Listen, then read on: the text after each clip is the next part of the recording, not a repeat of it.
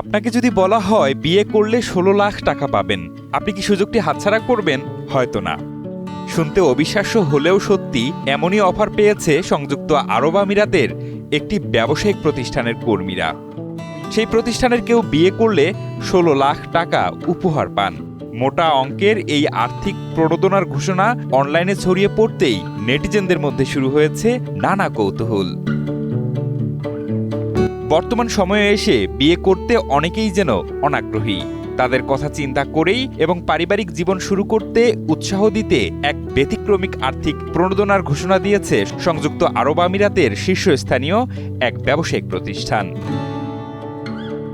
ঘোষণাটিতে বলা হয়, ওই প্রতিষ্ঠানে কর্মরত যে কোনো কর্মী বিয়ে করলে তাকে এককালীন ৫০,০০০ দিরহাম অনুদান দেওয়া হবে, যা বাংলাদেশি টাকায় ১৬ লাখ টাকা। তবে শুধু বিয়ের অনুদানই সীমাবদ্ধ নয়। বিয়ের পরবর্তী ২ বছরের মধ্যে দম্পতি সন্তান লাভ করলে সেই আর্থিক সহায়তার অঙ্ক দ্বিগুণ করে দেওয়ার প্রতিশ্রুতি দেওয়া হয়েছে। অর্থাৎ পরিবার গঠনের ধারাবাহিকতায় কর্মীরা আরও বড় অঙ্কের সহায়তা পাবেন। তবে শর্ত হচ্ছে তাকে আমিরাতি নাগরিক হতে হবে। সামাজিক যোগাযোগ মাধ্যমে দেওয়া এক বার্তায় প্রতিষ্ঠানটির চেয়ারম্যান খালাপ আল হাবতুর বলেন, বিবাহ ও পরিবার গঠন ব্যক্তিগত সিদ্ধান্তের গণ্ডি পেরিয়ে সামাজিক ও জাতীয় দায়িত্বের অংশ।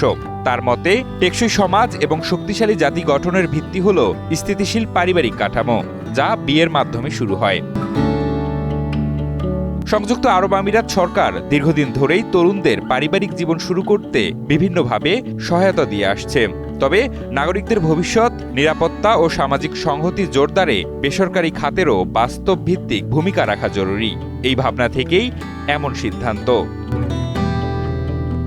সাম্প্রতিক পরিসংখ্যান অনুযায়ী দেশটির মোট জনসংখ্যা প্রায় ১,১৫,০০,০০০ হলেও স্থানীয় আমিরাতিদের অংশ মাত্র প্রায় ১৫%। জনসংখ্যার ভারসাম্য রক্ষা এবং স্থানীয় তরুণদের স্বাবলম্বী করতে ফেডারেল ও স্থানীয় সরকার নানা কর্মসূচি চালু রেখেছে।